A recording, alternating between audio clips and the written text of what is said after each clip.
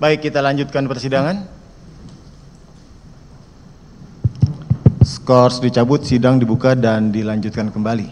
Ya. Masih penasihat hukum terdakwa. Silakan dilanjutkan. Terima kasih Yang Mulia. Tadi terakhir soal alasan easy doing business ya, yang dapat saya simpulkan itu yang menjadi dasar dari deregulasi yang kemudian merubah ya Menperindak 527 menjadi Permendak 117. Nah, sebelumnya tahun 2014 itu ya, itu ada Undang-Undang Perdagangan ya, nomor 7 tahun 2014. Kemudian di pasal 26 Undang-Undang Perdagangan itu merupakan atribusi dari Perpres 71 ya, yang diterbitkan di Mei 2015. Nah, terdakwa tahu nggak nih perihal Perpres itu ya, karena itu atribusi dari pasal 26 dan kalimatnya persis sama itu di pasal 5 di Perpres 71 soal pentingnya stok bahan pokok dan bahan pokok, kemudian juga kewenangan Mendak di situ ya, ada 3, distribusi, penentuan harga, sama pengelola ekspor impor. Bisa terdakwa ceritakan pada saat itu, karena ini 2015 Mei itu pada saat sebelum terdakwa menjabat sebagai Mendak. Silakan.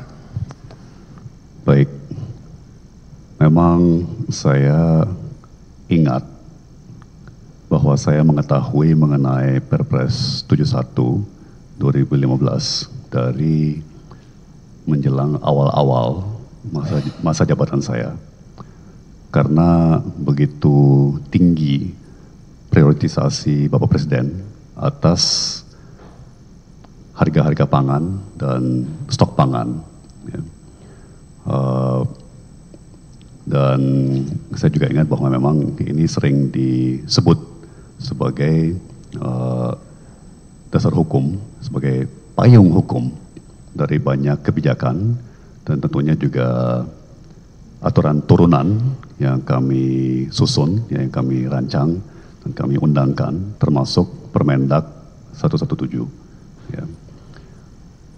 Mungkin saya hanya bisa menambahkan pada kesempatan ini bahwa memang orientasi saat itu adalah pro pasar ya, dan pro bisnis ya, sebagaimana tadi sudah dijelaskan, menjadi satu tujuan penting Bapak Presiden langsung ya, untuk meningkatkan ranking Indonesia dalam indikator yang disebut EODB atau Ease of Doing Business, yang saat itu disurvei dan diukur setiap tahun atau secara berkala oleh Bank Dunia, World Bank.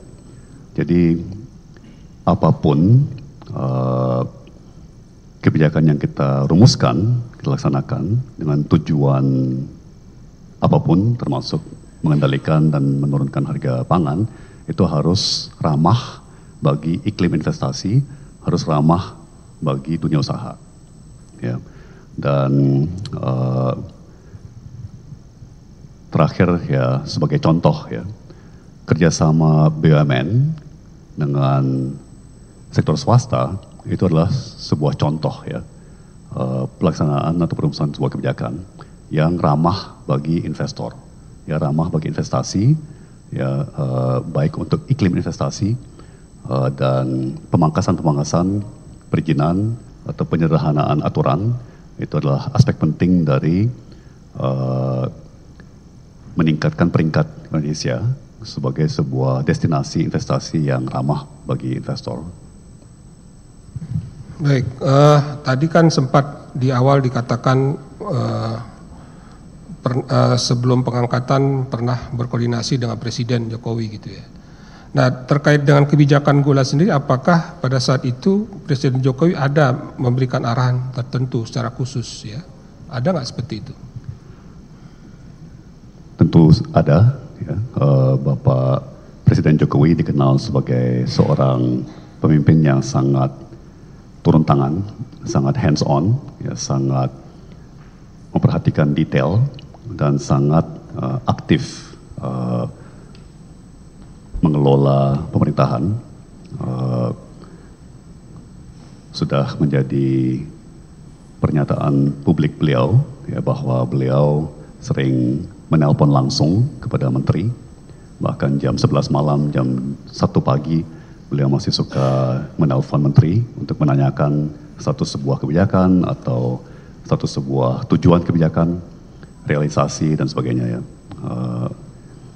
Dan sama halnya seperti banyak menteri yang lain, tentunya saya berkonsultasi dengan beliau baik dalam rapat resmi maupun secara informal, ya. Dan sekali lagi saat itu harga-harga pangan menjadi salah satu prioritas utama beliau, ya. Di samping juga iklim investasi, karena saat itu kurs rupiah sedang sangat terpuruk, ya. Jadi arahan itu disampaikan langsung dalam pertemuan baik resmi maupun informal, ya, baik resmi sidang kabinet maupun rapat-rapat lainnya, ya, ratas dan sebagainya, dan secara tidak langsung melalui Pak Menko Perekonomian. Baik. Kemudian apakah selama ya, terdakwa menjabat, ya, ditunjuk untuk menggantikan Mendak sebelumnya, kemudian juga selama masa jabatan itu, apakah khususnya terkait dengan gula ini, ya, ada teguran atau arahan yang bersifatnya keberatan dari atasan langsung, ya, presiden? Karena berdasarkan Perpres itu kan perintah presiden sebenarnya, penetapan presiden itu adalah, ya, perwujudan dari atribusi di pasal 26 itu. Ada nggak di selama itu terdakwa mendapat teguran dari atasannya? Terkait kebijakan pangan, khususnya gula, seingat saya tidak pernah ada teguran atau apalagi sanksi, ya, dari Bapak Presiden atau perwakilannya, ya. Misalnya Pak Mensesnek atau Pak Menseskap, tentunya ada pertanyaan, ada usulan, ya, ada kadang-kadang kekhawatiran, kegelisahan, tapi tidak ada teguran. Sekali lagi, tidak ada sanksi, ya, terkait kebijakan importasi pangan. Baik, apakah termasuk juga dalam kegiatan Rakortas? Karena Rakortas itu kan mulai Desember sampai Juni di zaman terdakwa, ya. Itu berapa kali lakukan Rakortas, mungkin juga setelah Juni, ya, di zaman oleh Mendak selanjutnya. Nah, apakah terdakwa pernah mendengarkan atau mendengar langsung di Rakortas itu atau melalui pejabat di bawah terdakwa, ya, keluhan dari kementerian lainnya gitu atau dari Menko Perekonomian yang dibahas dalam Rakortas tersebut, misalnya terkait dengan banyaknya importasi atau juga terkait dengan penunjukan PGR, ya, ada nggak mendapat informasi soal itu yang terdakwa dengar langsung? Seingat saya tidak ada, dan menurut saya itu sesuatu hal yang akan saya ingat, ya, karena ini terkait isu yang besar dan penting, ya. Dan misalnya saya berkawan cukup baik dengan Bapak Menteri Perindustrian, Bapak Saleh Husin, saat kami dua-duanya menjabat bersama di Kabinet Presiden Jokowi, Wakil Presiden Yusuf Kala, dan bahkan beberapa kali bersama-sama melakukan perjalanan dinas. Jadi komunikasi antara Pak Menteri Perindustrian dengan saya sangat lancar. Saya juga sering berkomunikasi dengan Pak Menteri Pertanian, dengan Ibu Menteri BUMN, ya, dan tidak pernah ada keluhan, teguran, ya, terkait kebijakan pangan. Ya, tentunya ada orientasi atau sudut pandang yang berbeda, ya, tapi selalu dapat diselesaikan dengan baik. melalui rapat koordinasi ataupun secara dialog ya antar menteri. Selanjutnya terkait dengan tadi balik dari awal ya, pengangkatan terdakwa ya, itu terdakwa bisa nggak jelaskan kenapa terdakwa ditunjuk sebagai menteri itu, menggantikan Mendak sebelumnya itu? Kembali merupakan sebuah informasi publik ya, bahwa kondisi ekonomi, kondisi pemerintahan Jokowi Yusuf Kala saat itu dinilai tidak terlalu optimal, bahkan oleh Bapak Presiden dan Bapak Wakil Presiden sendiri. Ya, ada sebuah tingkat ketidakpuasan dengan kinerja pemerintah, ya, termasuk kinerja kabinet, sehingga Bapak Presiden memutuskan untuk melakukan reshuffle kabinet. Ya. Dan sesuai keterangan saya sebelumnya, ya, tentunya khusus sektor perdagangan, Bapak Presiden mengharapkan agar saya lebih efektif dalam menjalankan berbagai tugas dan tanggung jawab yang terkait jabatan tersebut. Ya. Dan Pak Rahmat Gobel, pendahulu saya, tentunya punya banyak kelebihan yang saya tidak miliki, terus terang. Tapi sebaliknya mungkin ada beberapa kelebihan yang saya punya yang beliau tidak miliki. Jadi dinilai oleh Bapak Presiden saat itu ya beliau butuh orang seperti saya ya, untuk mengisi jabatan tersebut. Baik, kita kemudian balik ke soal dulu ya, pemeriksaan terdakwa ya. Pada saat terdakwa ya diperiksa penyidik dulu ya, itu terdakwa tahu nggak terdakwa itu diperiksa sebagai apa gitu, sebagai pribadi kah atau menteri? Kemudian terdakwa tahu nggak perbuatan yang ditanya-tanya penyidik itu terkait dengan perbuatan sebagai Mendak atau pribadi itu? Bisa jelaskan?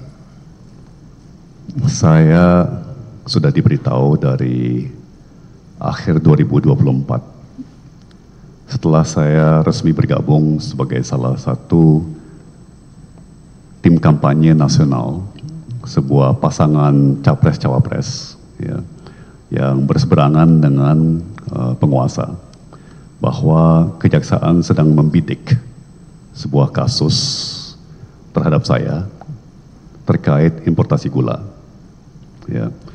Dan saya diberitahu bahwa sprindik sudah terbit dan bahwa kasus tersebut sudah dalam tahap penyidikan. Dan baik selama masa kampanye Pilpres 2024 ya,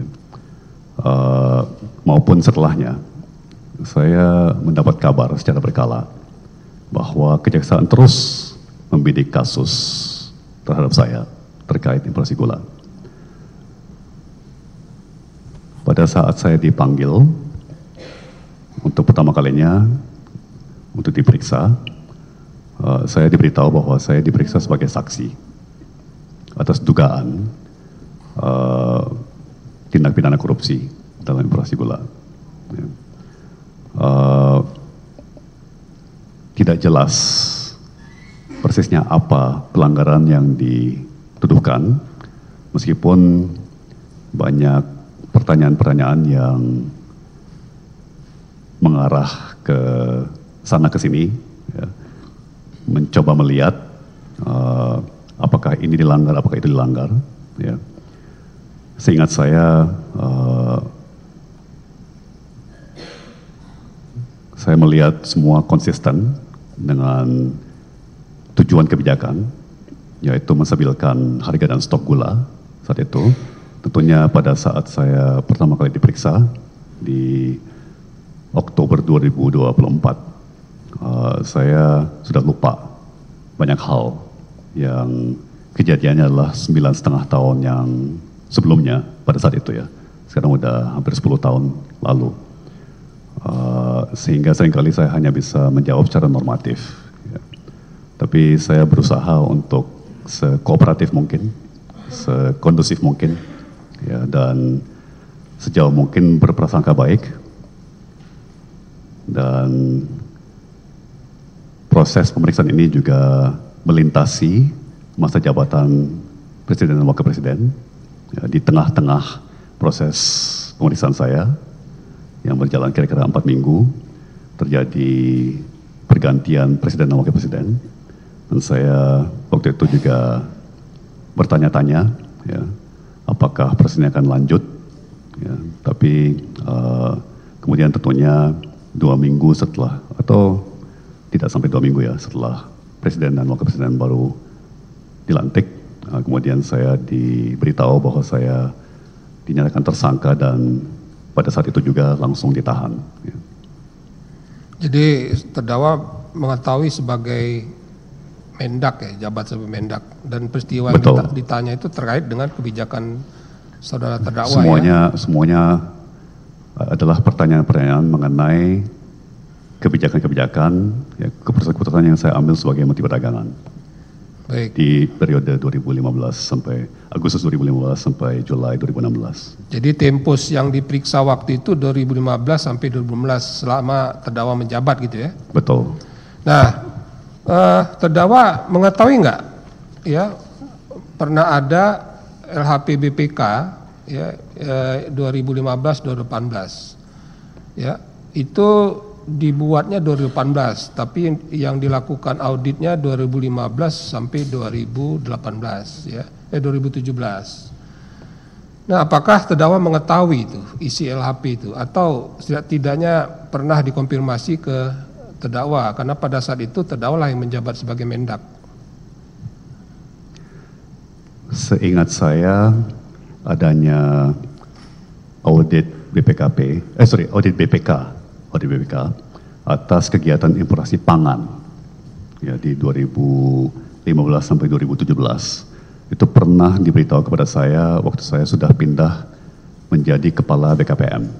Ya, jadi saya masih terus mengabdi di kabinet Presiden Jokowi, Wakil Presiden Yusuf Kala sampai akhir masa jabatan 2019. Tapi dalam fungsi kepala BKPM ya, yang sekarang kita kenal sebagai Kementerian Investasi. Ya. Dan saya masih ingat, tapi saya lupa persisnya kapan, saya diberitahu bahwa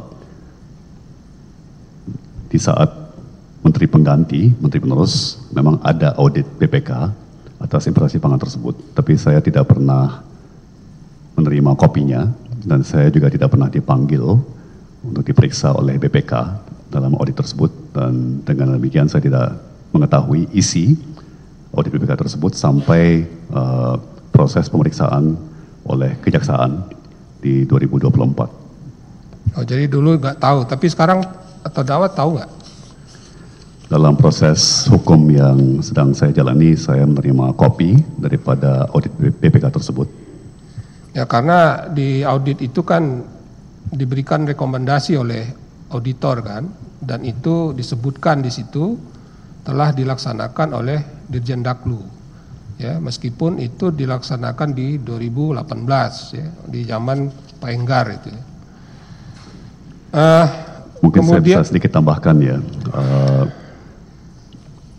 Audit BPK tersebut menyorot beberapa kelemahan administrasi, khususnya terkait sistem INATRADE, ya, yang mungkin belum diungkapkan dalam persidangan, ya, belum sempat diungkapkan, adalah bahwa saat itu seluruh sistem pemerintahan, sistem digital, sistem IT pemerintahan sedang dalam sebuah transisi. Ya.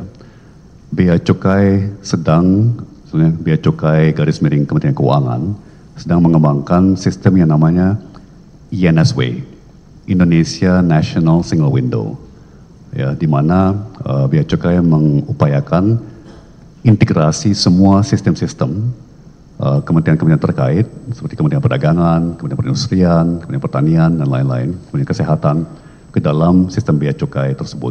Ya. Sistem INSW itu kemudian sesuai kesepakatan multilateral negara-negara ASEAN harus diintegrasikan kepada ASEAN Single Window. Ya. Dan di saat itu juga adalah awal mula tren yang kita kenal sekarang sebagai cloud computing. Ya, jadi kita baru sedang mencoba menggeser dari server komputer yang kita kelola sendiri ke cloud. Ya. Jadi memang sistem Inatrade pada saat itu boleh dibilang masih sangat primitif, ya, dan itu yang disorot oleh BPK dan dihimbau agar pengembangan sistem Inatrade tersebut dipercepat, ya, dan diperbaiki. Baik, apakah terdakwa membaca juga perihal apa yang disebut penyimpangan di LHP itu? Karena sebenarnya disebut juga kan perihal penunjukan kooperasi-kooperasi itu persis sama yang disebutkan di laporan audit pada saat ini BPKP, ya. Ya, perihal penunjukan Inkopkar, Inkopol, ya, Puskopol dan seterusnya itu. Betul, BPK dalam auditnya meragukan penunjukan koperasi dan asosiasi, lebih-lebih asosiasi petani tebu. Ya. Tapi BPK tidak pernah mengatakan bahwa penunjukan tersebut merupakan pelanggaran, ya, sebuah aturan atau mengakibatkan kerugian negara. Ya, artinya lagi pula waktu disebut juga di situ kan telah dilakukan rekomendasi, ya. Rekomendasinya sudah dijalankan oleh Dirjen Daklu pada saat itu. Betul. Sanksi administratif sudah diberlakukan kepada pihak-pihak yang bertanggung jawab, yang hemat BPK adalah di tingkat Dirjen. Bisa ditampilkan Permendak 117, ya.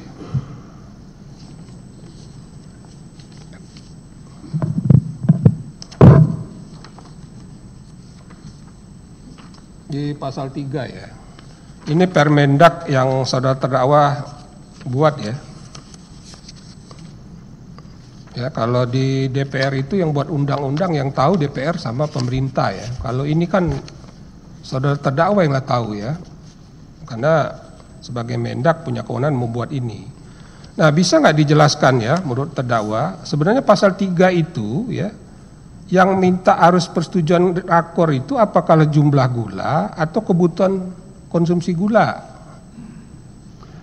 Jadi pasal 3 ini mengulang pasal serupa di keputusan Menperindak 527 tahun 2004, ya, yang bunyinya kira-kira sama, ya. Dan memang pasal ini mewajibkan agar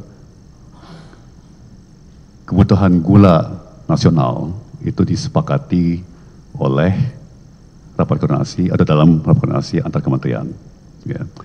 Dan juga mewajibkan agar jumlah gula yang diimpor itu harus sesuai dengan kebutuhan nasional gula yang disepakati tersebut, ya. Tapi sebagaimana saya tegaskan pada sesi sebelumnya, pasal ini tidak mengatakan bahwa jumlah gula yang diimpor harus sama dengan kebutuhan nasional, ya. Sama seperti sebuah restoran atau warung tidak mungkin, ya, hanya menyetok apa yang akan dia pakai, ya, dia harus punya inventory berjalan, ditambah lagi dengan buffer stock, ya, cadangan darurat. Kalau sampai terjadi apa-apa dengan dia punya supply chain, maka negara pun, ya, tentunya harus menjaga, ya, harus menyimpan sejumlah stok berjalan, ditambah lagi dengan sejumlah stok cadangan. Maka tidak mungkin jumlah gula ataupun komoditas lain, ya, bahan pokok yang diimpor akan persis sama dengan kebutuhan nasional.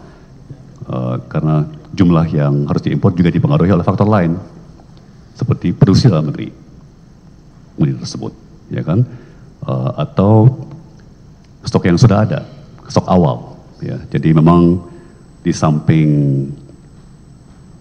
kebutuhan gula nasional dalam hal ini, banyak faktor lain yang juga harus dipertimbangkan saat menentukan angka final jumlah gula yang harus diimpor.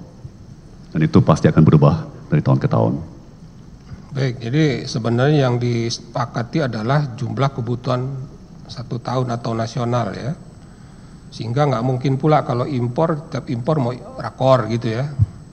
Nah, kemudian lanjut di pasal 4, ya. Ini sebenarnya, ya, isi pasal ini kan disebutkan impor gula kristal putih, plantation white sugar hanya dapat dilakukan dalam rangka mengendalikan ketersediaan dan kestabilan harga gula kristal putih. Nah, menurut terdakwa ya, apakah hanya satu-satunya cara ya untuk mengendalikan ketersediaan ini memang harus dengan cara mengimpor gula putih seperti itu? Ini apa sih esensi dari pengaturan seperti ini? Bisa nggak terdakwa jelaskan? Tentunya pasal ini tidak sama sekali ya mengatakan bahwa satu-satunya cara untuk mengendalikan ketersediaan dan kestabilan harga gula putih adalah melalui impor gula putih. Ya. Itu memutarbalikkan pasal tersebut. Ya. Pasal ini tentunya mengatakan bahwa gula putih itu hanya boleh diimpor ya, dalam rangka mengendalikan ketersediaan dan kestabilan, bukan sebaliknya, bahwa dalam rangka mengendalikan ketersediaan dan kestabilan, ya, hanya boleh diimpor gula putih. Ya. Sejarah dan latar belakang dari pasal ini sebetulnya sangat kuno, yaitu berlatar belakang upaya melindungi industri gula BUMN yang sangat tidak efisien, ya, sebagaimana disampaikan saksi dari Kementerian BUMN, diwariskan dan sampai hari ini masih menggunakan mesin-mesin zaman kolonial, sehingga tentunya efisiensinya jauh di bawah industri gula swasta, misalnya. Ya. Kedua, peraturan ini juga atau pasal ini khususnya, ya, ditujukan untuk melindungi petani tebu. Ya, padahal sebetulnya fakta dan realita menunjukkan bahwa korelasi antara harga gula putih di tingkat konsumen dengan kesejahteraan petani itu sangat minim. Ya, petani akan lebih sejahtera kalau petani bisa lebih produktif, ya, bisa lebih efisien. Namun demikian, itulah latar belakang pertimbangan kenapa pasal ini dibuat, atau bahkan pasal ini juga ada di dalam satu versi atau yang lain, ada di dalam Kepmen Perindak 527 juga. Ya, dan kenapa pasal ini tetap dipertahankan dalam Permendak 117, itu adalah tujuannya melindungi pabrik gula BUMN dan melindungi petani tebu, meskipun data fakta realita menunjukkan bahwa efek kepada petani tebu hampir tidak ada, ya. Tapi jelas industri gula BUMN terutama menginginkan bahwa pasal ini dipertahankan, ya, lebih karena sentimen agar status quo tidak dirubah. Terdakwa pernah lihat membaca Permendak yang terakhir dari perubahan Permendak 117? Belum sempat. Ini Permendak tahun 2020 ya kalau nggak salah. 2020. Saya belum sempat baca. Nah, apakah terdakwa mengetahui di situ diatur bahwasannya memang dibolehkan ya mengimpor GKM untuk merubahnya menjadi GKP? Terdakwa tahu nggak itu? Saya mengetahui bahwa Permendak tahun 2020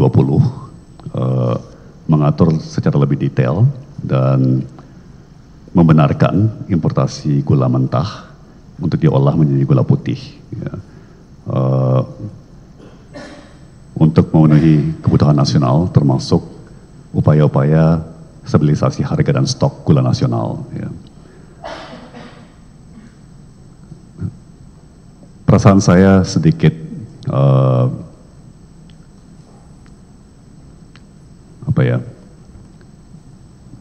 pro kontra, ya, karena meskipun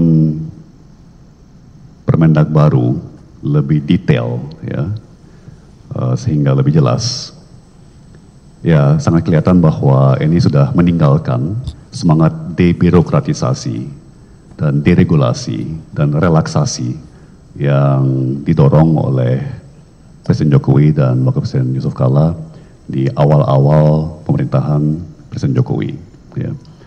Karena semakin banyak aturan, ya, semakin mikro aturannya, ya, semakin kaku seluruh sistem, dan semakin banyak syarat-syarat ketentuan yang harus dicek oleh pelaku usaha. Dan dalam kurun waktu persidangan ini, saya dapat laporan dari beberapa anggota tim kita bahwa ada survei global yang sekarang menempatkan Indonesia di ranking terbawah dari 122 negara. Indonesia menempatkan ranking terbawah di nomor 122 sebagai negara dengan aturan impor ekspor paling ribet, paling jelimet di dunia, ya. Dan orang masih bertanya-tanya kenapa industri kita menciut terus, ya, kenapa terjadi gelombang PHK, disusul gelombang PHK, disusul gelombang PHK, ya. Sangat jelas bahwa semakin jelimet dan semakin kakunya dan semakin mikro, ya, semakin micromanage, ya, semakin pretel-pretel aturan, ya, semakin tinggi biaya administrasi, biaya kepatuhan, ya, semakin kaku seluruh sistem perindustrian, dan semakin kaku juga pasar domestik, ya. Jadi meskipun mungkin memberikan derajat kejelasan yang lebih tinggi, ya, saya mengkhawatirkan bahwa gejala over regulasi, ya, sudah menjadi kebiasaan, ya, dalam pemerintahan belakangan ini. Baik, kemudian terkait dengan Perpres 71, ya, di bukti persetujuan impor itu kan terdakwa sebutkan sebagai dasar penerbitan PI, ya, dengan mengacu kepada surat menyurat, kemudian PKS yang pernah dibuat oleh PPI maupun koperasi tersebut. Nah, apakah terdakwa memang betul pada saat melakukan kebijakan itu memang berdasarkan Perpres itu, karena sementara ada aturan di bawahnya kan, ya, berupa Permendak 107. Bisa terdakwa jelaskan? Itu satu hal yang saya cukup ingat, ya, bahkan di awal-awal masa jabatan saya, ya, tentunya berbagai staf, ya, atau kawan yang berpengalaman di sektor pemerintahan mengingatkan untuk selalu menanyakan payung hukum dan dasar hukum dari semua keputusan kebijakan yang saya ambil. Itu sesuatu yang mendasar, ya, bagi seorang pejabat, dan ya, itu menjadi pertanyaan standar, ya, setiap kali kami merumuskan suatu kebijakan, apalagi menggunakan sebuah peraturan, ya.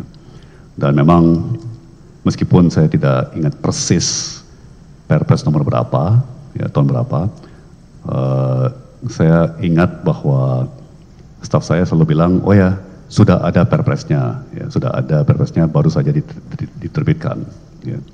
Dan saya ingat, ya, ini saya berterima kasih waktu itu dan sampai sekarang bahwa Sekretariat Negara disiplin dengan merumuskan arahan perintah Presiden untuk mengendalikan harga dan stok pangan menjadi sebuah peraturan Presiden, ya, sehingga payung hukumnya kuat dan dasar hukumnya ada, ya, dan dasar hukumnya terperbaharui, ya. Jadi ini sebuah Perpres yang baru, ya, diberlakukan oleh Presiden yang saat itu menjabat. Ini bukan sebuah Perpres yang sudah lama sekali, ya, sudah kadaluarsa atau sudah tidak sesuai zaman, ya. Itu yang saya ingat. Baik, terakhir dari saya, selama terdakwa menjabat sebagai Mendak, ya, kemudian khususnya untuk melakukan pengadaan gula ini, ya, apakah terdakwa, ya, selama itu mendapatkan laporan dari jajaran atau pejabat struktur yang ada di bawah terdakwa? Ya, saya mendapat laporan berkala dari jajaran yang tentunya merupakan produk daripada staf mereka, ya. Baik secara tertulis, secara paparan, maupun secara lisan di berbagai kesempatan. Terakhir sekali lagi ya, bisa nggak mungkin secara singkat, sebenarnya apa yang benar-benar menjadi core tugasnya menteri itu, khususnya Mendak ini? Tentunya menjaga kestabilan dan kondusifnya perniagaan dalam negeri, ya, di mana itu termasuk dalam cakupannya adalah rantai pendistribusian, rantai pasok, tingkat stok yang memadai untuk semua bahan pokok dan barang penting, mengembangkan sarana perdagangan, baik peringkat keras maupun peringkat lunak, dan menjalankan kebijakan perdagangan luar negeri, antar negara, perdagangan internasional, dan juga merundingkan perjanjian-perjanjian perdagangan internasional, ya, dan di luar itu tentunya membantu Presiden dalam semua urusan yang berkaitan dengan sektor perdagangan. Sebagai pembantu Presiden ya? Sebagai pembantu Presiden. Baik, cukup dari saya.